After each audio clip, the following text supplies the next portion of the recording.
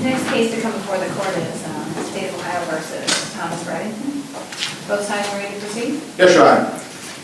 The court is ready to hear your arguments this morning. You each will have 15 minutes to present them, and the appellant may reserve up to 5 minutes. And thank you for coming to the record.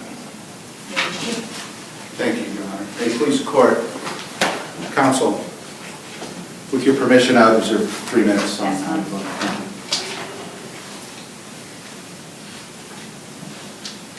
When I was assigned this case, I realized that I was not assigned to the motion to suppress. In other words, I didn't run that hearing. So I can look at the Before you proceed, Sure. I haven't been doing this morning. I've been kind of forgetful because I'm trying to keep everybody on track with time and everything.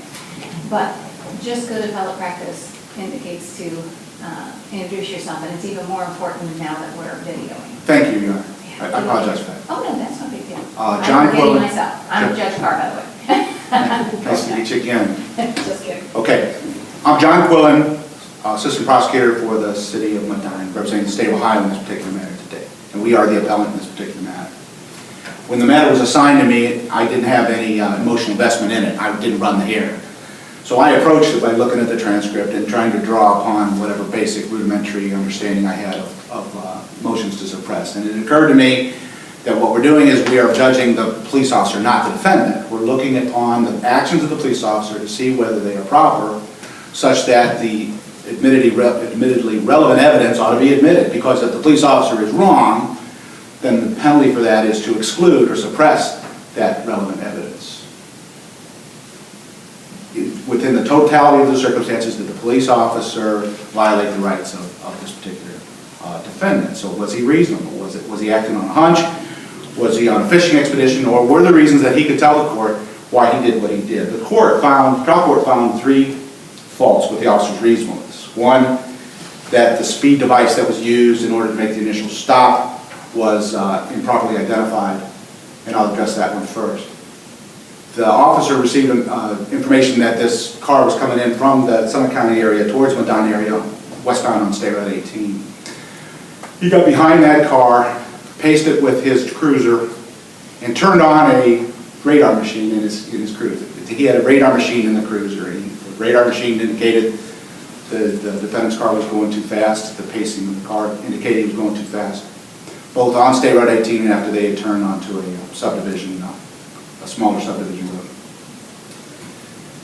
As it turns out at the hearing, it's identified as a Python K55. Well, there's no such thing as a Python K55. There just isn't. There's a Python, there's a K55. The trial court's taken judicial notice of both of those machines, but there is no hybrid.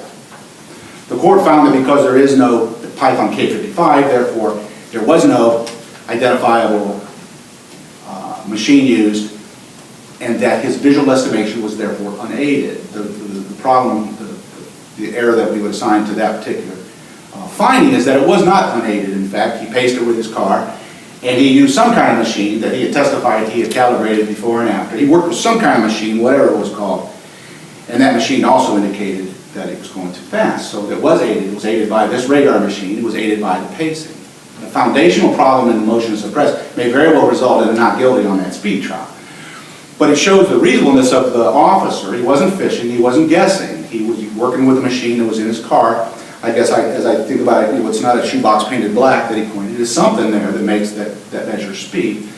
And I appreciate that the state did not prove as a matter of foundation. However, I don't think that alone would render those observations unaided. Therefore, I think the court made a mistake in that respect. And so are you arguing that even though the court made a factual finding that there is no such thing as the radar device that the officer testified to, that this court should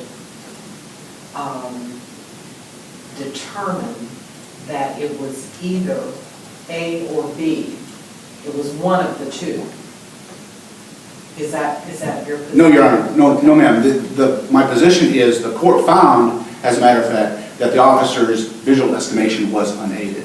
Right, and the court then did not take into consideration the officer's testimony regarding pacing. Apparently not. Okay. And found that there may be a machine, but we don't know what it is. And that's either a Python or a K55 or There is no combination. So I'm suggesting that the court's factual finding, an unaided estimation of speed was factually incorrect. It was aided.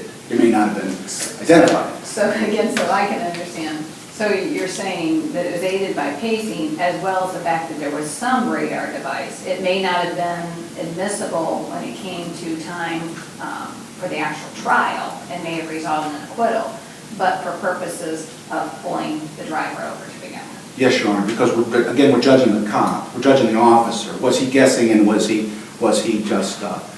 random? And he was using whatever machinery was inside his cruiser. And he had testified that whatever machinery that was, he misidentified it, but he also testified that he calibrated before and after, that he was within his protocol, he was using a machine that was in his cruiser. And it very well could have been, we don't know what that is, you lack foundation as far as the finding of guilt on the speed charge itself. That isn't the issue. The issue is there a reasonable articulable suspicion that he was speeding?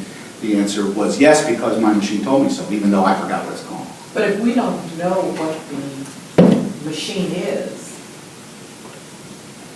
isn't, and the pacing aside, isn't it in fact unaided? If we don't know what it is, it's not just a matter of whether it was foundation. It could have been a squirt gun. It could have been anything. How is the court to give any credibility to the machine in order to consider it as having assisted the officer? He described, as I recall, again, I wasn't at the hearing, he described the before and after of this particular machine. He suggested, and the court accepted, the Python at K55. And had the court, now this goes a little bit, we don't want to go down this road, but the court had said, there's no such thing, are you sure? Then the prosecutor goes, oh, I'm sorry, I mixed them up. But as a matter of fact, when we're trying to look at what had happened there on the road, we're judging what the officer did on the road at the time under that totality of circumstances rubric. He turned on his machine that was inside his cruiser, and it wasn't a squirt gun, and it wasn't a shoebox. It was something that he had calibrated and that he got a return on. Whether that's right or wrong is not the issue. It informed him, that enabled him to have the reasonable suspicion that an offense had taken place and that he should then do the pull. That's the second issue was the optokinetic nystagmus. As I recall, this was not even argued at hearing, but when the judge looked at the video later on, he saw flashing lights, and he said that because there are flashing lights, the manual, it was not properly done because the manual says flashing lights may very well involve optokinetic nystagmus, which is a deviation, I suppose, where the eye is not focused on the stylus, and you get a false positive, and therefore it's not substantially complied with. And I looked at that and read it and thought it through. And the judge found that the officer did the mechanics of the test correctly. He found that the circumstances surrounding the test were such that it was not substantially compliant. I looked a little further in the NHTSA manual in that same paragraph, which then says if you do the test correctly, you don't get optokinetic nystagmus because the subject follows the stylus with the tip of the tip of the pen with his eyes, and it precludes optokinetic nystagmus. When the court made a finding of fact that the officer had done the test correctly, I think the court then said, pursuant to the manual, you have precluded optokinetic nystagmus. So I suggest the court misread the manual to that extent. When he found it was properly administered, he also found that it was precluded pursuant to the terms of the manual. The third problem the judge had with this was the slope of the road. The slope of the road when they're doing the field sobriety tests, the one-leg stand and the walk and turn. The testimony was there was a slight slope, but it was fairly smooth and level. The court, in its finding, was helpful enough to tell us why it thought that was not so. And in the journal entry, the court says, I saw it, says, paraphrasing, you can observe from the defendant's car that it's at such an angle that it couldn't have been as smooth and as lightly sloped as it was described. And the point that the state would make is that the car that he observed was partly in the grass and partly in the road. And therefore, the car he observed was not the condition that the defendant did his test on. if the defendant had done his test partly on the grass and partly on the road, there'd be more of a one-to-one correlation. However, when the court used that car as its measuring stick, we suggest that that was different than what the officer testified to, and the court made an error in saying that it was not substantial compliance on both the field sobriety test and the walk-in turn. And lastly, the court, summary number 4 is one of my more nitpicky things I would suggest, and that is the court said that the issue was the operation, there was no evidence of bad operation or impaired operation. And I suspect two things. One, I suspect that after he had done the analysis on the first 3 and found that he wasn't going to allow the horizontal gaze nystagmus, he was not going to allow the probable cause, the speed measuring device or the pacing or whatever. And thirdly, when he was going to find that the slope was insufficient, that he then was going to find there was no probable cause anyway. However, the court said that the issue was the impaired operation, and I suggested the proper standard was the impaired ability to operate, and therefore not finding impaired operation was not the key. Rather, that the opinion should have been as to the ability to operate the motor vehicle, and really only becomes relevant if the other signs of error are found to be well taken. If there's no other questions, I would yield. Thank you. Thank you.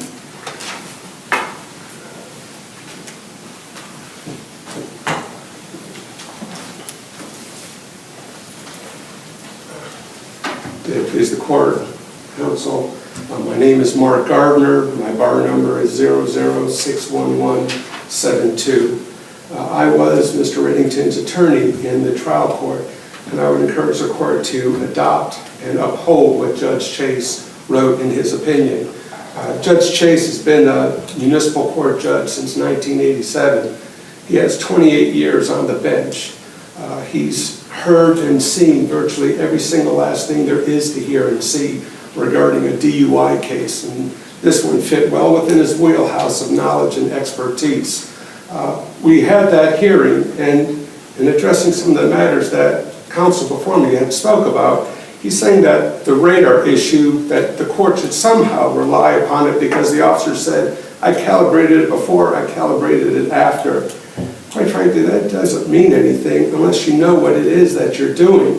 The officer's trying to present himself as a professional officer who knows exactly what it is that he's doing and that he should be believed by the trial court, yet the officer's presenting himself to the trial court as not knowing a piece of equipment that sits literally 6 inches from his hand. Well, he supposedly put the two together, the 2 different radar machines.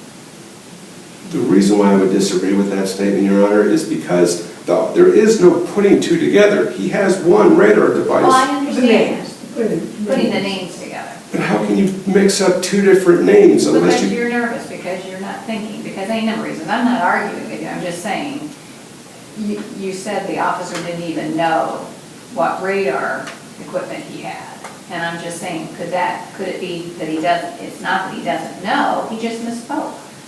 Or the prosecutor misspoke. Did the court take judicial notice of that, what he said?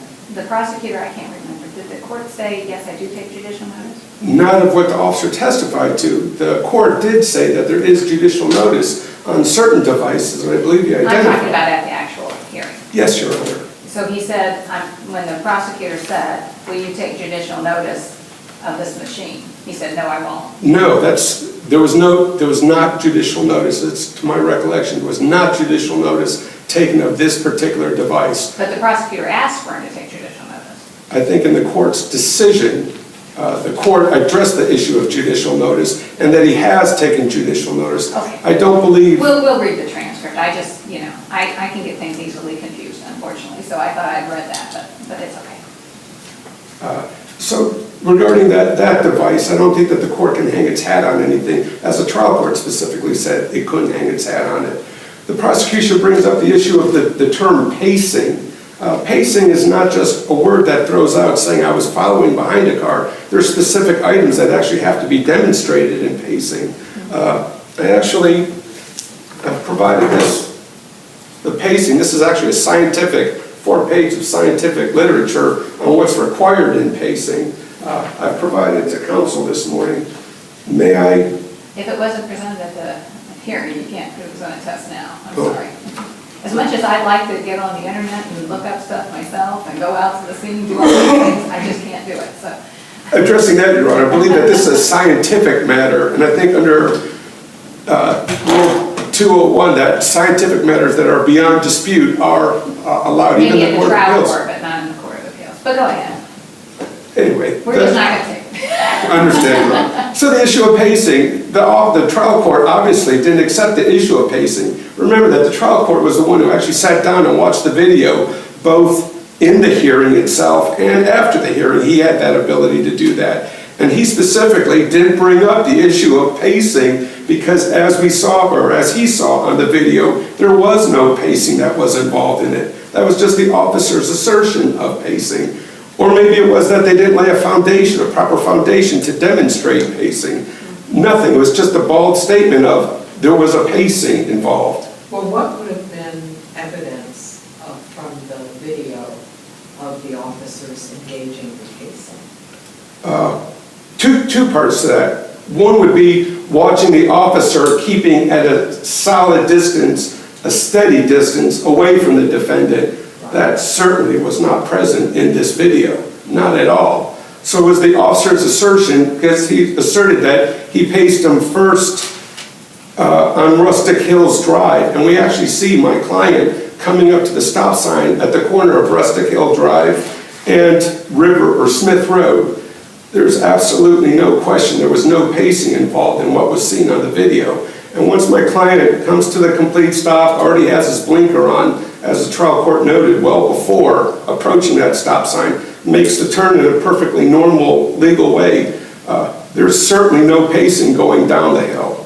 So if we're looking at the video, as we will, what I hear you saying is that we will not see the cruiser at any time keeping a steady distance from the vehicle. Precisely, Your Honor.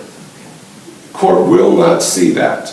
And what the court will see is exactly what supports Judge Chase's journal entry in this matter, specifically that there was absolutely perfect driving throughout the entire time that that video camera has been activated.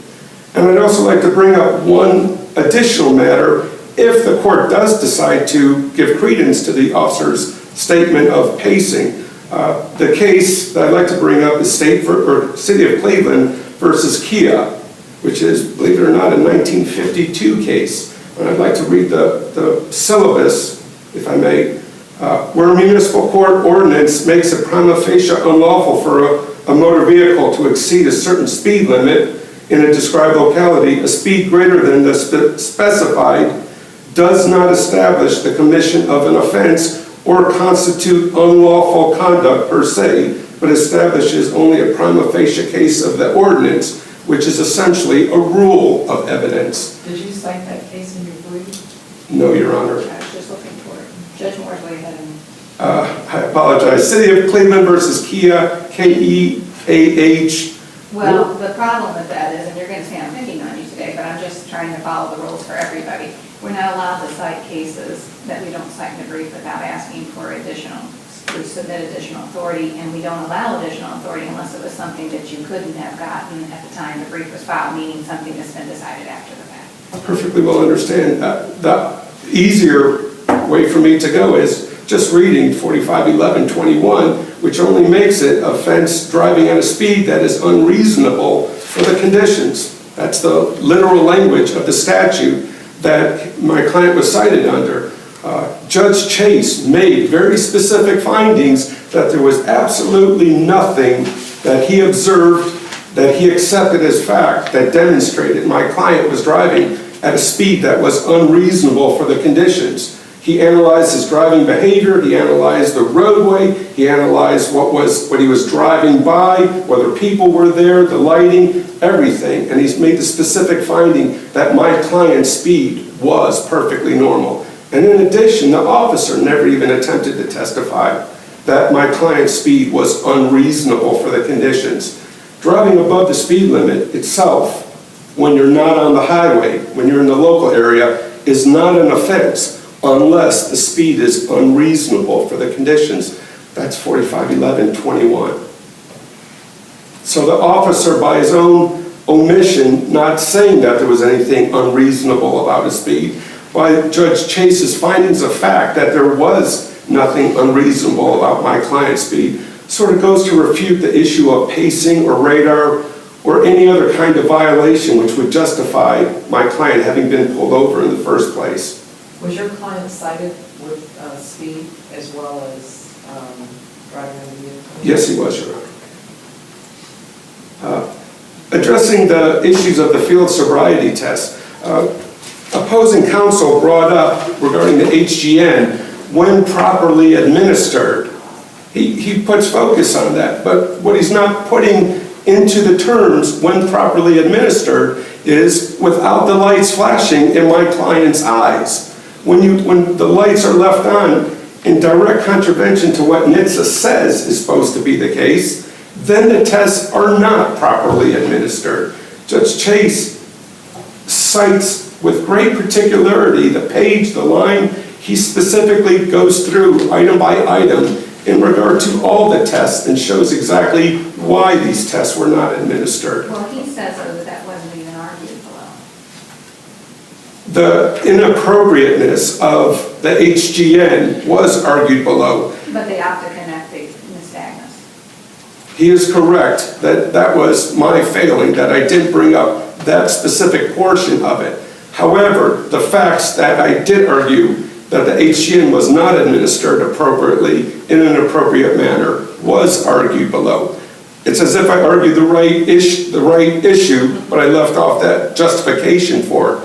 But as we both know, all of us know, the prosecution was the one who introduced the NHTSA manual, asked the court to take judicial notice of it, which the trial court did. The prosecution entered into evidence the video. The prosecution is, if this case had gone their way, where the trial court had issued a decision citing the manual for everything that was done right, I assure you the prosecution would not be arguing.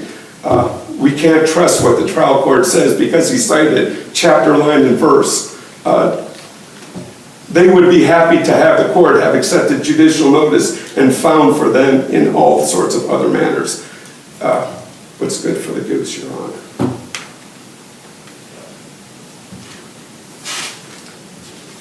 There is one matter that, regarding the issue of unaided, going back to the first issue, there was a case that the trial court cited in its journal entry, State of Ohio versus Miller.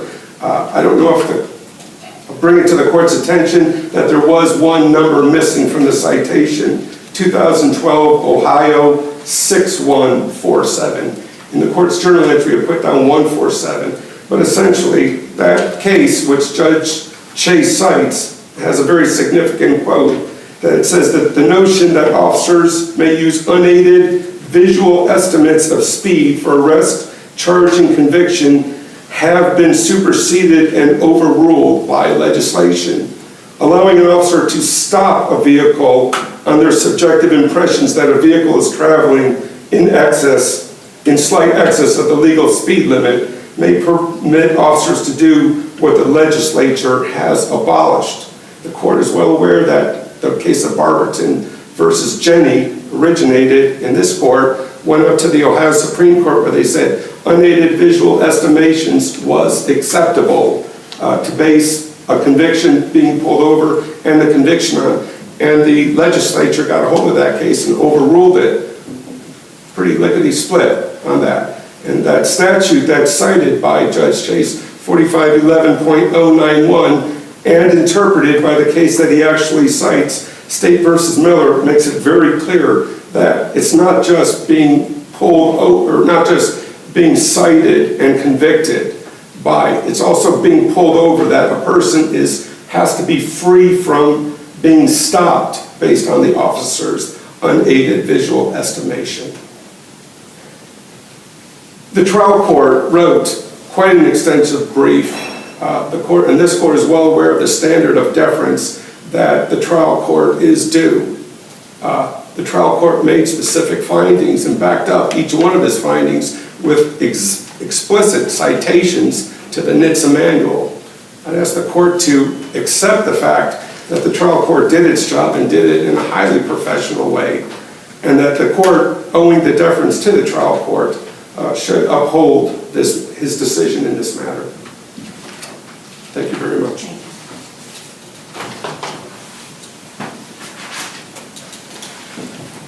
Thank you. You have about 4 minutes left. Thank you, I will not need so much. I listened to Mr. Gardner, and I agree with him that had the state of Ohio prevailed in the lower court, we would not have appealed. We wouldn't have done it. All right, we understand. When I took a break from practicing Ohio law, and I moved to Texas, and I did medical malpractice defense with my little brother. And he was fond of saying, because we were judging doctors and what they do, and the opinions that they made, you know, they're life and death opinions. And all of the other med-mal defense firms were really interested in getting expert testimony to say why our doc was right. And sometimes our doc was not right. And my brother was never concerned with it. And he said, you know, John, we don't have to be right, we just have to be reasonable. If we could find a doctor that would say, I know what he did, I know what our client did, and what he did was reasonable under conditions, you don't have to be right, ultimately, because we were only in this med-mal defense because it was a bad result, obviously. So I listened to that, and I remember that, and that's sort of what we're doing here today. We're trying to deem whether the police officer was reasonable, not whether he was right. Whether he was right is a matter of beyond reasonable doubt, and it's a matter of trial fact, and we have the trial process, etc. What we want to do is we want our police officers to not go out and rouse citizens without reason, without cause, without any foundation whatsoever. Officer did not have to be right, he just had to be reasonable. Was there a reason why he would think this particular car on this particular night was going too fast? I would suggest to you that that was reasonable, whether it was right or not, it was reasonable because he got a reading on the machine he was using. And I understand, it isn't that there was no machine. I disagree with that. There was a machine. It was not properly identified. The foundation was not properly laid. And had there been a trial on speed, I'm not guilty would have resulted. But it wasn't unreasonable. The court found it was an unaided visual estimation. Unaided visual estimation. I suggest to this court it was not unaided, but rather it was aided by devices poorly identified and improper foundation. Presumably you've seen the video. I don't remember, this was so long ago, I don't remember not. I wasn't there in the courtroom, of course, and I didn't prepare the hearing, so I don't know what we'll find when we look to see I whether... was just curious as to your views regarding whether we'll find any evidence of casing. I'm sorry, I can't comment on that. That's okay, we'll definitely review it. I would ask the court to find that the officer, who was the only one we're focusing on, is the officer, not the prosecution, and really not even the judge, it was the prosecutor, the judge's findings, I guess, was the police officer in this particular instance, was his behavior such that he's so violated this defendant's rights that we should toss his information. I ask the court to find that the HGN was done properly, the walk and turn was done properly, that the estimation of the speed was aided and remanded to the trial court based upon those findings to determine whether probable cause was. Thank you. Thank you. Thank you both for your presentations to the court. The court will take the matter under advisement, issue a written opinion, which will be sent to both sides. And you can also check our Supreme Court, well, it is our Supreme Court website, but our local website as well. Thank you very much. Thank you. Have a good day.